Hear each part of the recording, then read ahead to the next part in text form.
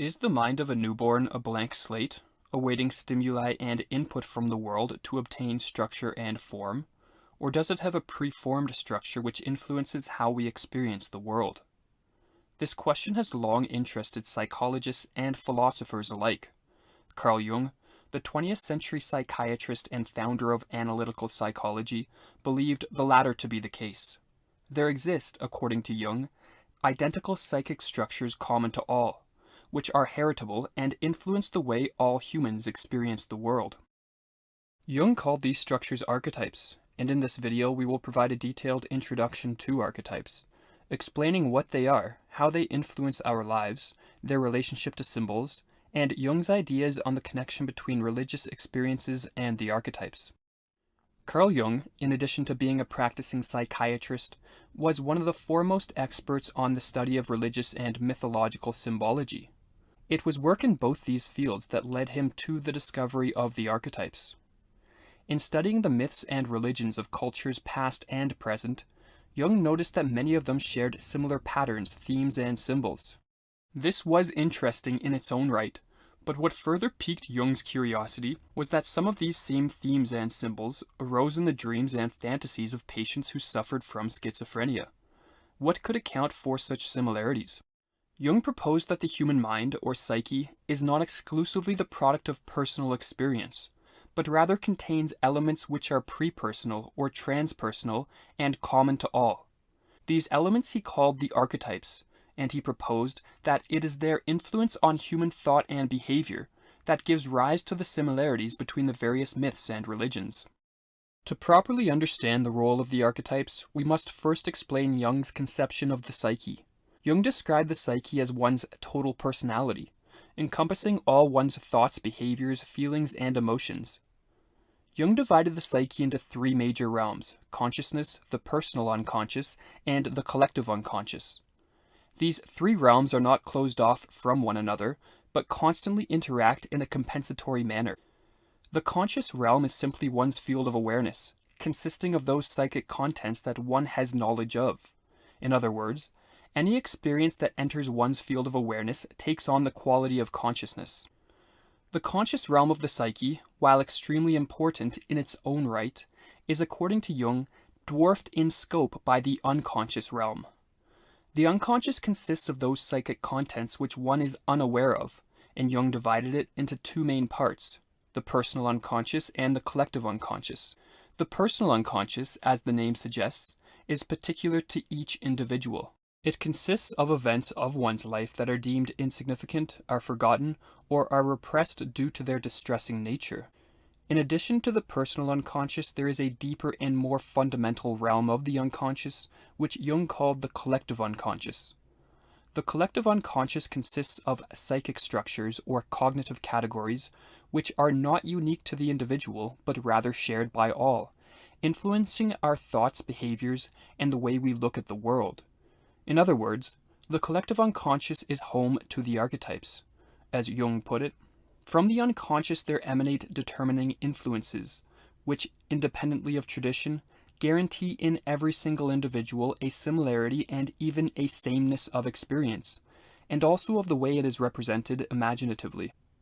Jung's student, Erich Neumann, used the analogy of physical organs to help illuminate the concept of the archetypes.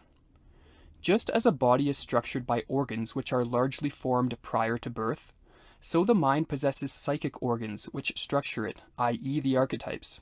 Furthermore, just as the physical organs in most cases operate without one's conscious awareness, so do the archetypes. And most importantly, just as adequately functioning physical organs are essential for a healthy body, a healthy mind is reliant on the proper functioning of the archetypes. As Neumann explains, the archetypal structural elements of the psyche are psychic organs, upon whose functioning the well-being of the individual depends, and whose injury has disastrous consequences. An important difference between the physical organs and the archetypes is that while physical organs can be directly observed with the senses, the archetypes cannot. The existence of archetypes is revealed by the arrangements they produce in consciousness, namely through the manifestation of symbolic imagery. It is only through the interpretation of the symbols manifested by the archetypes that one can gain an understanding of the archetypal pattern of the human mind. Edward Edinger, in his work Ego and Archetype, provides an explanation of what a symbol is with respect to Jungian psychology by contrasting it to a sign. A sign is a token of meaning that stands for a known entity. By this definition, language is a system of signs, not symbols. A symbol, on the other hand, is an image or representation which points to something essentially unknown, a mystery. A sign communicates abstract, objective meaning, whereas a symbol conveys living, subjective meaning. While signs, by this definition, point to definite things which exist in the world, symbols do not stand for things which exist in the physical world, but rather point to the existence of unknown elements of the psyche or patterns of the unconscious, as Jung put it. Whenever we speak of symbolic contents, we move in a world of images that point to something ineffable. We do not know how clear or unclear these images, metaphors, and concepts are in respect of their transcendental object. However, there is no doubt that there is something behind these images that transcends consciousness and operates in such a way that the statements do not vary limitlessly and chaotically, but clearly all relate to a few basic principles or archetypes. It is important to point out that the archetypes do not manifest the exact same set of symbolic images for each person. Rather, the archetypes provide the structure, not the specific form, of the symbolic image. The specific form the images take differ from culture to culture and even individually. However, as Jung stated in the passage just quoted, the symbolic manifestation of the archetypes do not vary limitlessly and chaotically. Therefore, as one takes note of and reflects on the symbols as they are manifested in consciousness, knowledge of the archetypal structure of the mind can be obtained. Eric Newman describes the role of the symbol in producing knowledge of the archetypes in the following way. The form of representation peculiar to the unconscious is not that of the conscious mind. It neither attempts nor is able to seize hold of and define its objects in a series of discursive explanations, and reduce them to clarity by logical analysis. The way of the unconscious is different. Symbols gather round the thing to be explained, understood, interpreted. The act of becoming conscious consists in the concentric groupings of symbols around the object, all circumscribing and describing the unknown from many sides. Each symbol lays bare another essential side of the object to be grasped, points to another facet of meaning. Only the canon of these symbols congregating about the center in question, the coherent symbol group, can lead to an understanding of what the symbols point to and of what they are trying to express. To provide an example of the types of symbols which are manifested by the archetypes, we will look at the archetype Jung called the self. The self is the central archetype, and its role is in unifying the other archetypal structures of the psyche. According to Jung, the importance of the self archetype coincides with the fact that it is the source of many of the symbols found in religions and myths. Edward Edinger in Ego and Archetype reveals the wide array of symbols manifested by the self. The self is expressed by certain typical symbolic images called mandalas.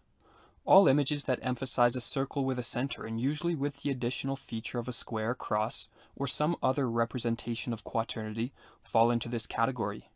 There are also a number of other associated themes and images that refer to the self, such themes as wholeness, totality, the union of opposites, the central generative point, the world navel, the axis of the universe, the elixir of life. All refer to the self, the central source of life energy, the fountain of our being, which is most simply described as God. Indeed, the richest sources of the phenomenological study of the self are in the innumerable representations that man has made of the deity.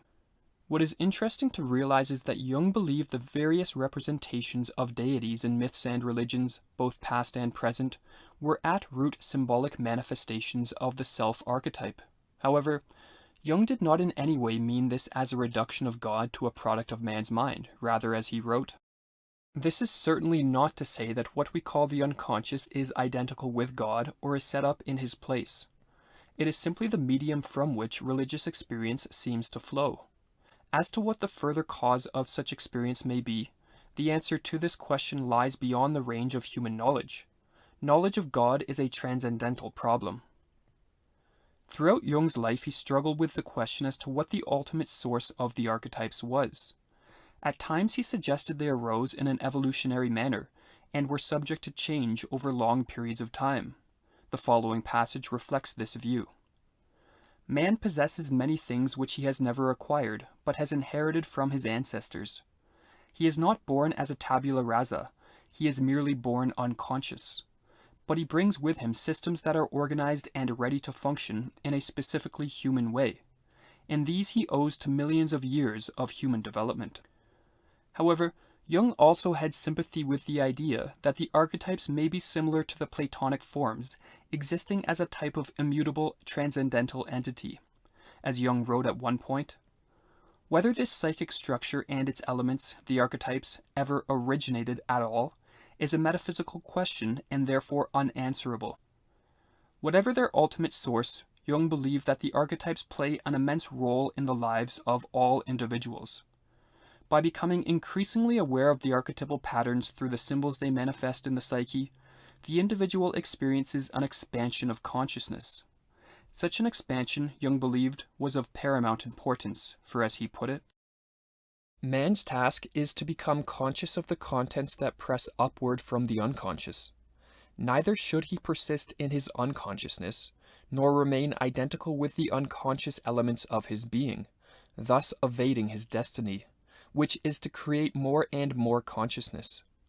As far as we can discern, the sole purpose of human existence is to kindle a light in the darkness of mere being.